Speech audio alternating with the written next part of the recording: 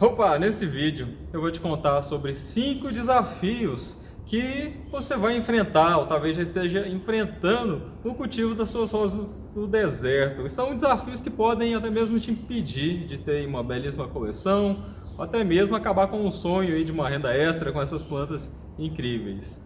Mas a vida é desse jeito mesmo, não é? É sempre cheia de desafios. E alguns deles a gente nem percebe, eles parecem até simples, fazem parte aí da vida. Muitas vezes o estudo pode ser um desafio, para algumas pessoas é difícil continuar estudando durante muito tempo. Às vezes conquistar um trabalho, um emprego novo também é um desafio. Até mesmo a aposentadoria, que pode parecer que na hora que você está chegando ali no final, depois de estudar, trabalhou durante muito tempo, conseguir conquistar e resolver toda a papelada para aposentar, também pode ser um desafio. Assim mesmo como manter uma vida saudável, entre várias outras coisas que às vezes a gente nem imagina. E o cultivo de rosa do deserto também não é diferente. Existem alguns desses desafios, eu vou te contar 5 deles que vão te ajudar a prestar atenção e quem sabe você não descobre uma forma de resolver pelo menos um deles. Porque assim, sempre que a gente consegue resolver um desafio, a gente cresce como pessoa, como profissional, aumenta a qualidade das nossas plantas. E é por isso que eu estou até de vermelho hoje, que é um sinal de alerta, para poder te ajudar a prestar atenção nesses detalhes. Eu sou o Luciano, aqui do canal Rosa do Deserto Goiás.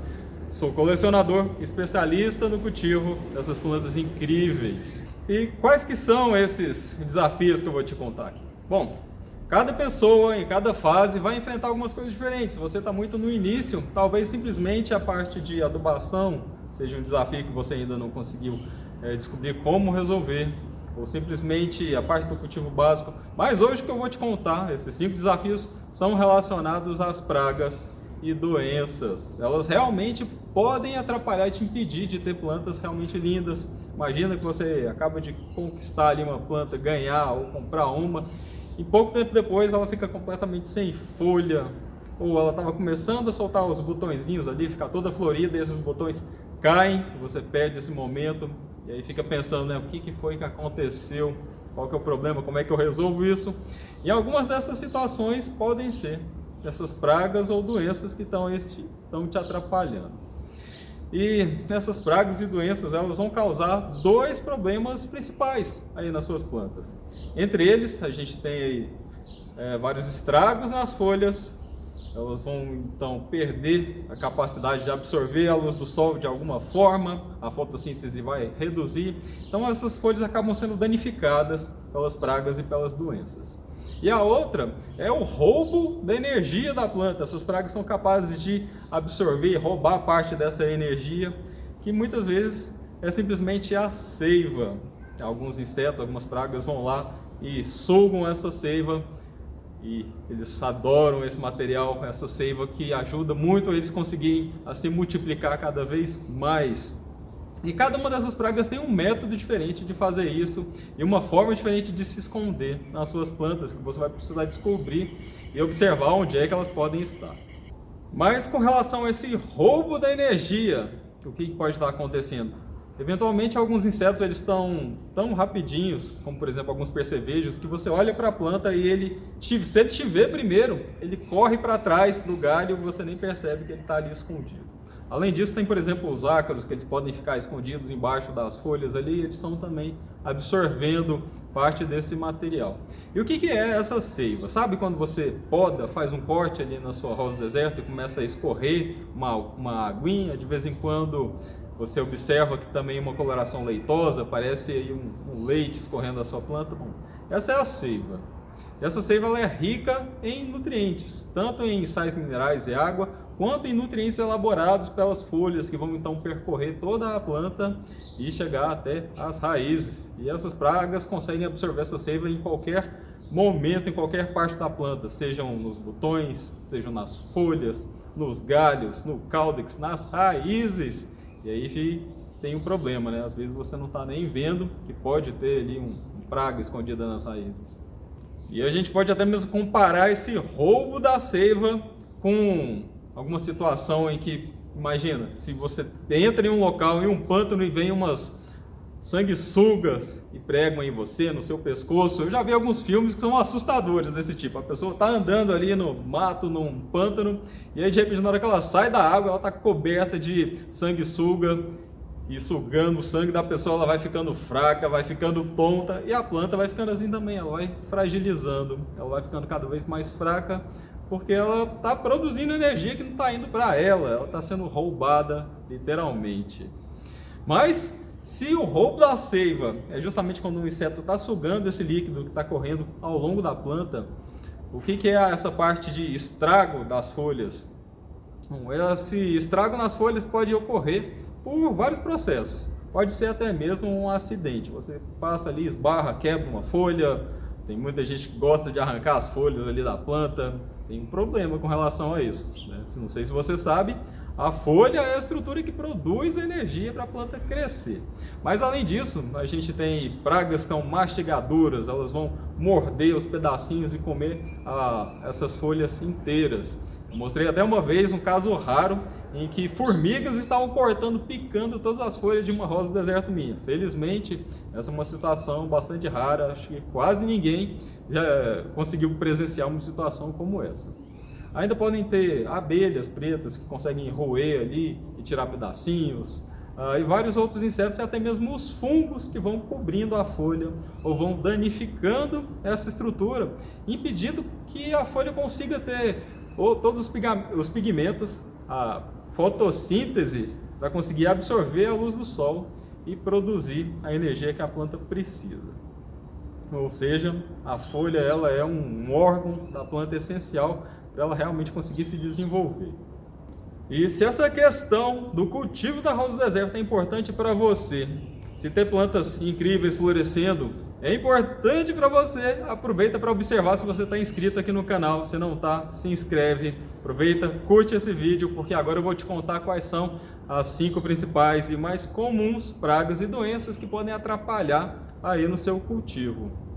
E entre elas, tá? Existem muitas, eu escolhi as 5 que são mais comuns, são mais fáceis de serem observadas e identificadas. A primeira delas são as cochonilhas. Provavelmente você já viu aí um bichinho branquinho, bem pequeno, que não se movimenta muito, tá? De vez em quando as pessoas confundem um algodãozinho que fica preso aí embaixo das folhas, em algum cantinho no galho, que são as cochonilhas, com alguns outros bichinhos brancos que se movimentam bem rapidinho nas folhas, que podem ser inclusive predadores, que podem te ajudar a combater as pragas. Bom, mas as cochonilhas, elas podem atacar as folhas, os galhos, os brotinhos, podem ficar escondidos em cantinhos ali do caudex, quando o caudex tem várias reentrâncias ali, se o caudex tem algum buraquinho, alguma coisa, elas conseguem se esconder por ali, e elas também vão atacar as raízes. Bom, existe uma centena ou uma dezena de espécies de cochonilha diferentes, cochonilha rosa, cochonilha do carmim, cochonilha farinhenta, tem também uma cochonilha de carapaça, que essa é mais chatinha, tá? E ela fica bem durinha ali, ela é difícil de ser retirada, ela é mais resistente a alguns tratamentos que existem aí. Mas o que você precisa entender é que esse bichinho, que na maioria das vezes parece realmente um algodãozinho escondido na sua planta, ele está ali sugando a seiva da sua rosa do deserto, e elas se reproduzem relativamente rápido. Tem outras pragas que são campeãs, são até mais rápidas que a cochonilha. Mas em pouco tempo ela vai se espalhando por toda a planta, e de uma planta ela vai para outra, e quando você menos percebe, a sua coleção está tomada por esse bichinho. E no começo parece até que ela não prejudica tanto quando tem poucas cochonilhas na sua planta. Mas quando ela atinge um determinado nível, quando a população desses bichinhos cresce, as folhas começam a amarelar, o caudex fica murcho e a sua planta não vai crescer, ela está perdendo os nutrientes, está perdendo a energia para esses bichinhos. E a próxima praga que eu vou te contar são os pulgões. É um bichinho amarelinho, você consegue até observar as perninhas deles, umas perninhas pretinhas. Existem algumas espécies, não são muitas não, tem alguns que são mais pretinhos, mais vermelhinhos, mas o mais comum deles é um amarelinho que começa a atacar a sua planta ali por baixo, mas logo você vai observar por cima dos brotos, por cima das folhas. Ele não é muito difícil de resolver, de combater não. Mas para algumas pessoas, esses bichinhos, os pulgões, eles são bastante insistentes. Isso pode estar relacionado com o seu ambiente, com alguma outra planta próxima que está sendo atacada, e aí os pulgões ficam vindo dessa planta para as suas rosas do deserto. E o que acontece? Tanto os pulgões quanto as cochonilhas, ao fazer esse processo de se alimentar da seiva da sua rosa do deserto, ele pode causar aquilo que a gente chama de encarquilhamento. O que é isso, Luciano? Talvez você encontre em algum manual agronômico, em alguma bula, esse termo de encarquilhamento, que é quando as folhas começam a ficar meio tortas, meio enroladas, não abrem direito, fica aquela folha feia. E todos esses dois podem causar também esse sintoma, porque a sua planta está ficando fraca, está ficando frágil. Além disso, os pulgões eles têm um problema um pouquinho maior do que a cochonilha. Eles conseguem se espalhar um pouco mais rápido e eles são bastante conhecidos por serem transmissores de vírus, de viroses. Então, se de repente ele pousou numa planta que tem um vírus, ele vai ali, suga, passa para uma outra planta, ele vai transmitir essa virose. Em citros, em laranjeira, em limoeiro, eles são um problema terrível. Mas eu não vou ficar aqui falando só dos problemas para você não, só dos desafios. Daqui a pouco eu vou te dar algumas dicas de como é que você pode resolver vários deles. Bom, e além dos pulgões, tem também as podridões, o apodrecimento de folhas. Às vezes tem um fungo ali que começa a pegar na folha e esse fungo cresce até chegar no galho. Esse galho apodrece, começa até chegar no caudex e pega o caudex raiz e mata a sua planta inteira. Existem alguns fungos, algumas podridões que são tão fortes, que se desenvolvem tão rápido, eles são capazes de matar uma rosa deserta em uma semana. Às vezes você distraiu ali, não está observando direito, quando vê, já era. Mas felizmente não são todos os fungos, todas as doenças que são tão rápidas assim não. Alguns vão realmente causar um problema maior sobre as folhas, ou vão cobrir ali a folha e impedir ela de absorver a luz, ou vão destruir pedaços da folha, deixando a sua planta mais fraca. Esses são os tipos mais comuns de fungos que a gente consegue encontrar aí pelas plantas. No período de chuva é muito mais comum esse tipo de problema, esse tipo de desafio que a gente tem que resolver. Mas essas podridões elas também podem começar ali por baixo, pegar a raiz da sua planta e aí você precisa estar atento para ver se ela não está ficando murcha, se as folhas não estão amarelando. Existem vários sintomas que você pode desconfiar que possa ter algum problema sendo causado tanto lá pelas cochonilhas atacando as raízes, quanto por algum apodrecimento também dessas raízes. Mas uma dica que eu te dou, logo aqui no começo, é que se o seu substrato ele está mais velho, você não está com uma boa adubação, se ele não está drenante, ele está acumulando água, e a sua planta começa a ficar com uma carinha ali meio feia, murchando, é bem provável que você tenha algum problema nas raízes. Então a solução é você tirar a planta dali, tirar esse substrato fora, trocar por um novo e observar, antes de colocar um novo, o que é que está acontecendo, qual que é a saúde dessas raízes. Ou seja, é aquele processo de a gente começar a adquirir intimidade realmente com a rosa do deserto e conhecer muito bem qual é a plantinha que você tem aí. Um outro desafio que talvez você enfrente são os percevejos. Eles são uns insetos bem chatinhos mesmo, diferente lá das cochonilhas e dos pulgões, que também são insetos. Os percevejos você vai encontrar numa densidade menor, eles são bem maiores, são bem mais fáceis de ver e de encontrar, e eles adoram uma vagem. Bom, qual que é o problema do percevejo? A melhor forma de você conseguir prevenir são com barreiras físicas mesmo, com uma tela anti-inseto. Mas nem todo mundo tem essa estrutura, né? As plantas ficam ali no quintal, ficam a céu aberto e ele chega de uma hora para outra, ele não avisa que está chegando. E principalmente se a sua planta estiver com vagem, ela fica muito mais interessante, muito mais atrativa, e uma hora ou outra esse percevejo acaba aparecendo. Existem várias espécies também, tem percevejo verde, percevejo preto, marrom, tem um manchadinho. Esse manchadinho eu acho que é o que gosta mais das rosas do deserto, pelo menos é o que eu vejo com mais frequência. Isso pode acontecer quando você está próximo de uma área rural, uma cidade pequena, o seu quintal é bem grande, é mais comum deles aparecerem nessas situações. Se você tem aí, por exemplo, uma pequena plantação de milho, por exemplo, algumas pessoas fazem um canteiro em casa, colocam um pouco de milho, ou soja também, tem um percevejo marrom que adora a soja. Então, se tem plantações próximas de você, é provável, é bem possível que em algum momento eles vão aparecer aí e fazer uma visita na sua rosa do deserto também. E uma coisa terrível que os percevejos podem fazer, se eles encontrarem uma vagem na sua planta, ele começa a furar, ele tem um biquinho, ele tem uma estrutura na boca ali que parece uma agulha, ele vai perfurar a sua vagem. E o que ele começa a fazer? Ele é um pouquinho demorado nesse processo, é por isso que é mais fácil pegar e observar esse bichinho justamente nesse momento, a gente pega ele no flagra. Ele começa a soltar enzimas digestivas dentro da sua vagem. Como assim, Luciano? Ele está literalmente soltando uma babinha ali dentro da sua vagem. E essas enzimas elas vão entrar ali dentro de alguma semente, e elas começam a digerir essa semente lá por dentro. Então, quando está tudo bem molinho, ele vai e suga tudo de volta. Esse é o processo que eles utilizam para se alimentar. Ele vai fazendo vários furinhos, buscando as sementes ali dentro da sua vagem. Só que o problema não é só esse. Eles até conseguem comer aí várias sementes em pouco tempo, umas 50 sementes, e você vai precisar de vários percevejos para conseguir comer todas as sementes de um par de vagem ou 2 pares de vagem, por exemplo.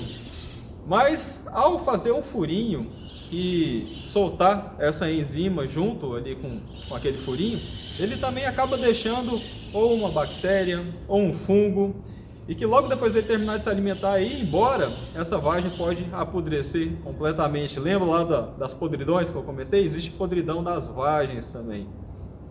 E algumas desses fungos e bactérias podem ser deixados de presente por um percevejo. Bom, e se os percevejos são chatinhos, os ácaros são muito chatos. Acho que é um dos maiores desafios que colecionadores de rosas do deserto vão ter em algum momento, ou já estão tendo. Talvez você já esteja passando por esse problema.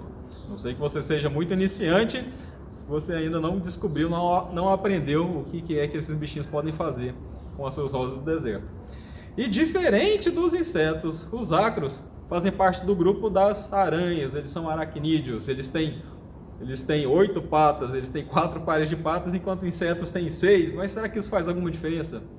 Faz total diferença, mas não é só pelo número de patas não, é por causa da origem evolutiva desses bichinhos. Faz com que eles sejam muito mais rápidos, mais ágeis e mais eficientes em se alimentar das plantas. Felizmente, a grande maioria dos aracnídeos, eles são predadores, eles são como as aranhas. Tem ácaros que comem restinhos de pele que a gente tem. Existem grupos de ácaros que ficam morando ali no colchão. Enfim, esse grupo ele é muito grande. Tem centenas de espécies, mas existem algumas que são herbívoros, ou seja, eles comem as plantas. E um dos problemas com relação a esses ácaros é que eles são muito rápidos, tanto em se reproduzir, quanto em se adaptar às formas de tratamento que existem para poder combatê-los. Eles conseguem rapidamente se adaptar a vários tipos de agrotóxicos, até mesmo a controles caseiros, a produtos que a gente utiliza para poder tentar fazer com que eles não venham para cá, junto para nossas plantas, que a gente utiliza como repelentes, por exemplo. Bom, tem alguns produtos que, por incrível que pareça, as pessoas acham que matam os ácaros, mas eles são simplesmente repelentes. Daqui a pouco eu vou te dar várias opções sobre como é que você pode utilizar esse controle de ácaros, de todos os outros problemas que eu estou te contando aqui. O ácaro mais comum que vai atacar a sua rosa do deserto é o ácaro rajado, é um Tetranicus, o gênero Tetranicus. E como é que ele é? Ele é muito pequenininho, mas você consegue observá-lo a olho nu. É possível tirar uma foto dele com o celular. Eu tenho algumas aqui comigo. E ele é branquinho, mas ele tem uns pontinhos negros bem no centro, bem no meio. Por isso que ele fica parecendo um bichinho rajado. Mas além dele, tem um grupo de ácaro, que são os ácaros brancos, tem ácaros verdes, tem ácaros mais avermelhados. E vários deles podem atacar a rosa do deserto. Só que alguns são muito mais fáceis de eliminar enquanto que o ácaro rajado é realmente o mais chatinho deles, é o mais difícil de combater e de controlar. O ácaro, de uma forma geral, ele tem na boca uma estrutura que vai agir como se fosse uma lixa ali na folha da sua rosa deserta. Ele vai raspando, ele tem um aparelho bucal raspador, e a planta ela começa a apresentar uns pontinhos brancos nas folhas, e a folha vai embranquecendo, vai perdendo o brilho, até chegar a um ponto que ela fica quase que completamente opaca e bem esbranquiçada mesmo. Algumas pessoas acabam confundindo, achando que foi um fungo que passou por ali. E tem um detalhe, tá? Alguns desses pontinhos que o ácaro deixa, principalmente na parte de baixo das folhas, quando é bem pequenininho, pode vir um fungo e tomar conta daquele espaço, aí fica pretinho também. Mas não vai confundir com outras manchas grandes que surgem embaixo da folha, que aí é uma outra questão que pode acontecer também. Mas olha só que interessante como é que é o equilíbrio da natureza. Porque se eu estou te falando aqui que tem os ácaros, que são herbívoros, que vão estragar as nossas plantas, tem os percevejos, que também são herbívoros, vão destruir as nossas plantas, e tem fungos que atacam as plantas. Da mesma forma, existem aí os fungos do bem, os ácaros do bem, e até mesmo os percevejos, que são predadores, percevejos do bem. Então, na natureza, geralmente acontece aí uma briga entre eles, só que quando o ambiente está muito depredado, alguém passou e limpou todo aquele ambiente, os predadores são os primeiros a desaparecer. Infelizmente, os herbívoros eles reproduzem mais rápido, acabam tomando conta das plantações. Mas, felizmente, num ambiente equilibrado acontece isso. Você tem aí os organismos que são predadores, os herbívoros, aqueles que são do bem e que são do mal. Na verdade, a gente acaba fazendo essa classificação de forma que aqueles que nos ajudam são os do bem, aqueles que nos atrapalham são os do mal, simples assim. Mas está surgindo aí uma revolução na agricultura, estão surgindo vários produtos e várias empresas que produzem esses organismos para eles funcionarem como um controle biológico. Essa é uma das opções que a gente tem e elas vão ficar cada vez melhores para serem utilizadas no combate aos problemas, a esses desafios que a gente precisa enfrentar para ter essas plantas incríveis, sempre florescendo, saudáveis. Mas esse controle biológico é só uma das várias formas e das várias opções que a gente tem para conseguir resolver esses problemas, esses desafios. Como é que a gente faz para resolver isso? Como é que a gente consegue vencer esses desafios? Existem várias opções. Só que a primeira coisa, o primeiro passo é saber identificar qual é o problema. Porque um erro muito comum que algumas pessoas acabam fazendo é confundir os produtos. Eu já vi gente com problema de ácaro e a pessoa está jogando um fungicida, já vi gente com problema de fungicida e ela está jogando um acaricida, ou então ela tem esses dois problemas, ela está jogando um inseticida que não vai resolver nada. Ou seja, o primeiro passo é você aprender como é que faz para identificar quais são esses problemas. E se esse é o primeiro, o segundo é você descobrir e você aprender que para combater um ácaro, você precisa de um acaricida. Para combater um fungo, você vai precisar de um fungicida. E para combater insetos, você precisa de inseticidas. É claro que existem também soluções caseiras, opções caseiras, só que essas opções caseiras elas têm o mesmo princípio. Algumas funcionam melhor para fungo, outras funcionam melhor para insetos. E eu já deixo aqui a primeira dica para você. Geralmente, na grande maioria das vezes, os acaricidas, eles também funcionam como inseticida. Então, se você tem dois problemas aí, um com ácaro e outro com inseto, você escolhe um produto só. Você escolhe só o acaricida e ele já vai, de uma forma geral, resolver os dois problemas.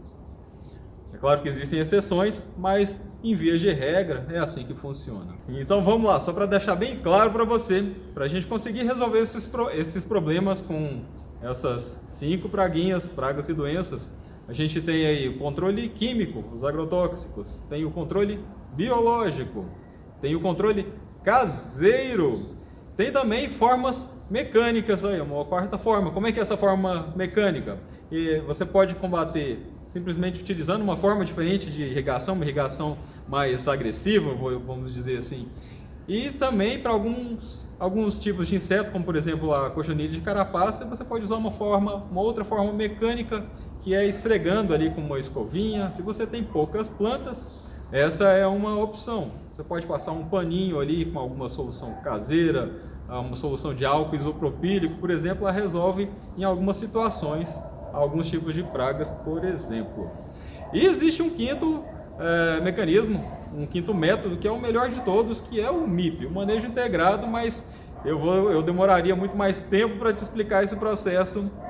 É um dos métodos mais modernos, que vai incluir vários métodos diferentes, mas eu não vou conseguir te explicar esse agora. Eu vou te explicar como é que você consegue lidar com essas pragas e essas doenças que eu já comentei anteriormente aqui. Vamos lá? Por exemplo, as cochonilhas e os pulgões. Eles são os mais fáceis de resolver de uma forma geral. Como assim?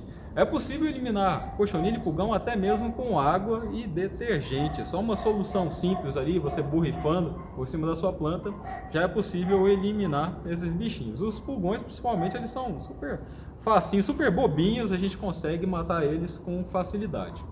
O problema é que, dependendo do seu ambiente, aí, eles podem ser insistentes e ficar voltando e voltando. Uma adubação equilibrada, uma adubação com um pouco mais de cálcio, por exemplo, ou até com um pouco mais de silício, pode ajudar a sua planta a ficar mais durinha e mais resistente. Tá vendo só? Não são só essas 5 formas que eu te contei. Até a adubação pode ajudar a resolver problema com praga e doença aí na sua coleção. Bom, existem muitas opções caseiras para combater cochonilha e pulgão.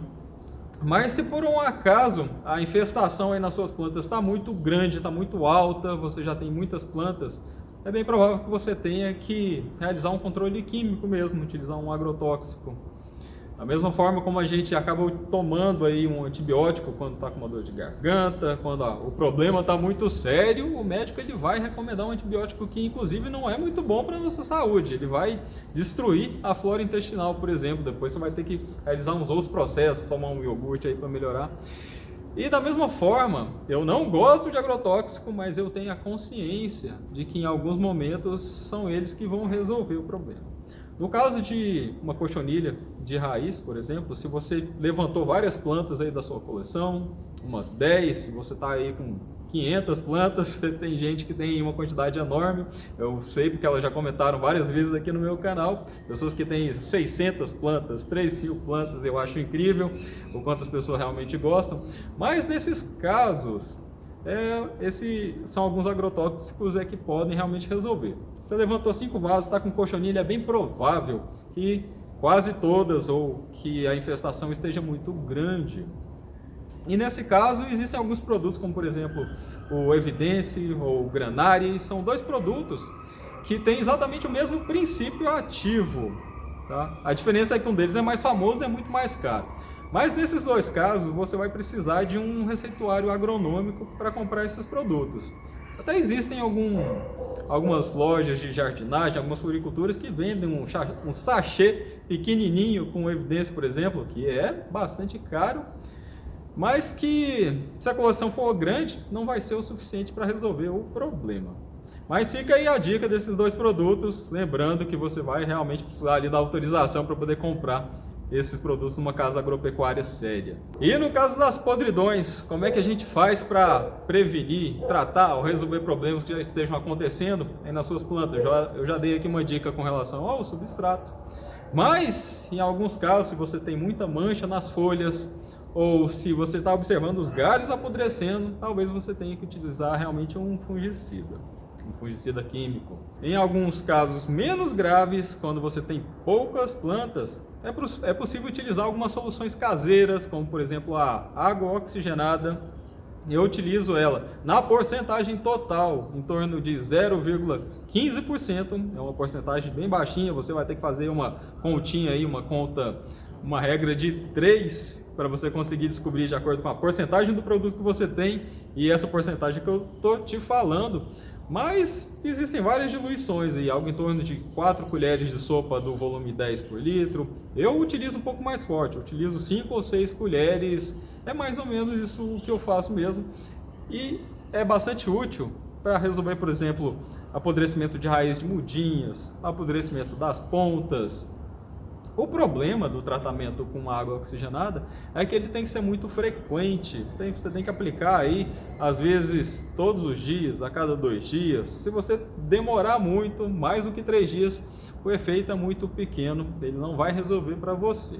E se for muito diluído também, isso também não vai resolver. É por isso que você precisa prestar muita atenção qual é a porcentagem do seu produto comercial e qual é a diluição que você está fazendo. Mas da mesma forma, se a coleção for muito grande, tem aí os agrotóxicos que vão resolver de uma forma mais eficiente. Só que entra um outro problema. Você vai precisar identificar qual é o micro-organismo, qual é o fungo que está te atrapalhando, porque existem vários. A lista de espécies de fungo e de doenças é enorme. E a lista de produtos é enorme também. Tem mais de 400 agrotóxicos na lista oficial do governo, já foram liberados aí. E existem ainda mais outros esperando a aprovação. Mas é claro, né? É um perigo para a nossa saúde. A gente precisa tomar cuidado com esse tanto de veneno. E é por isso que eu gosto tanto do controle biológico, eu sempre falo sobre ele primeiro. A podridão, pelo menos na minha opinião, eu acho que a parte mais chata, é o desafio mais chato mesmo de ser enfrentado. Mas eu sei que para muitas pessoas, elas acreditam que os ácaros é que são realmente a maior dor de cabeça. Eu já vou te falar um pouco mais com relação a esses ácaros.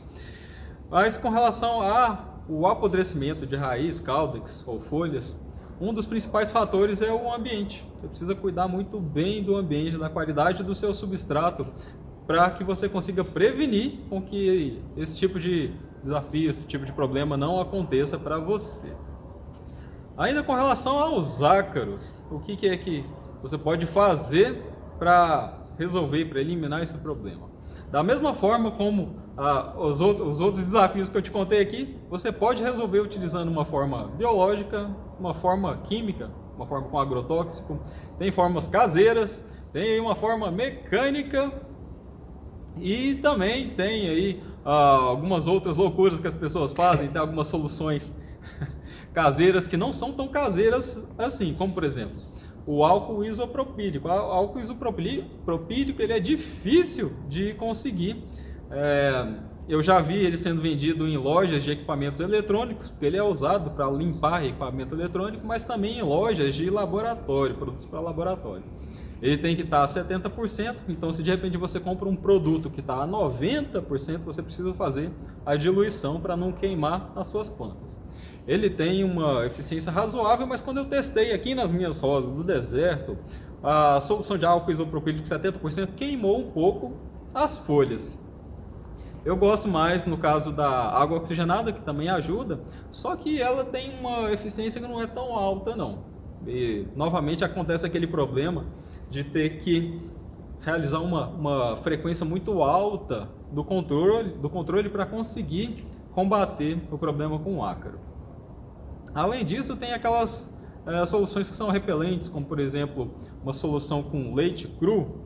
Infelizmente, não dá um cheiro muito bom, não. Se você utilizar com uma frequência muito alta, principalmente se você estiver numa casa e as plantas estiverem ali na entrada da casa, pode ficar um pouquinho esquisito. E o enxofre. O enxofre também é um outro produto que ele consegue ter alguns efeitos. Ele consegue eliminar um pouquinho o problema de fungo, mas ele não é muito eficiente. Ele também consegue repelir um pouco os ácaros, mas com uma eficiência baixa também. Por quê? O que acontece? À medida que você usa o enxofre com mais frequência, o ácaro ele se acostuma, ele passa a ignorar que tem enxofre ali e ele volta para as plantas do mesmo jeito. Por isso que não dá para usar durante muito tempo. Você vai usar aí no máximo umas 3 vezes, aí tem que parar, usar uma outra forma de tratamento. Isso no intervalo curtinho, tá? No máximo 10 dias e você tem que mudar essa opção de tratamento de prevenção. Mas como eu falei, tem ácaro predador dentro do controle biológico, tem alguns fungos como o Velvéria que ajudam a resolver esse problema de ácaro. Mas você também precisa compreender o ambiente. Não é só assim pegar e jogar o produto, não. Se você fizer de qualquer forma, a eficiência vai ser muito baixa de qualquer um desses tratamentos, tá bom? Tem aí algumas relações com a sazonalidade, como por exemplo, se você vai utilizar um fungo que é predador, um fungo do bem, eles se desenvolvem muito melhor na época das chuvas, na época úmida, enquanto na época seca, dependendo do seu estado, da sua região, ele praticamente não vai funcionar. Então tem esses detalhezinhos, eu explico, eu falo com detalhe e eu sei que nem todo mundo consegue entender, não é tão simples assim. É por isso que Se você tiver a oportunidade de conversar cada vez com mais detalhes com alguém que consiga entender o seu problema, é assim que você vai conseguir resolver definitivamente. Enquanto você não entender com precisão todos os detalhes, você vai ter alguma dificuldade, vai ficar ali naquela briga, compra um produto e não funciona, faz alguma coisa e não dá certo, a planta não floresce. É porque você está fazendo alguma coisa de errado, você ainda não entendeu algum detalhe de tudo isso que eu estou te contando aqui. Ainda com relação ao controle dos ácaros, tá? Utilizar o método caseiro ou o método biológico é bastante tranquilo, bastante seguro com relação à resistência. Mas se por acaso você decidir utilizar aí um agrotóxico, um químico, aí você precisa tomar mais cuidado mesmo. Além de você precisar de um receituário agronômico, você precisa estar atento por fato de que a maioria dos produtos você não pode utilizar mais do que 3 vezes. Tá? 3 aplicações costuma ser o normal para a maioria desses produtos. Você não pode ter um produto só, porque se você ficar aplicando um produto só com frequência, isso pode trazer um problema grave para você, para o seu vizinho, para plantações próximas, porque você vai criar uma população resistente a esse agrotóxico. Tá? Talvez isso não seja tão claro para a maioria das pessoas o quanto é sério, o quanto uma população resistente a ácaro é capaz de destruir uma plantação aí de tomate, de morango. E aí, é claro, esses produtos vão ficar mais caros para você também.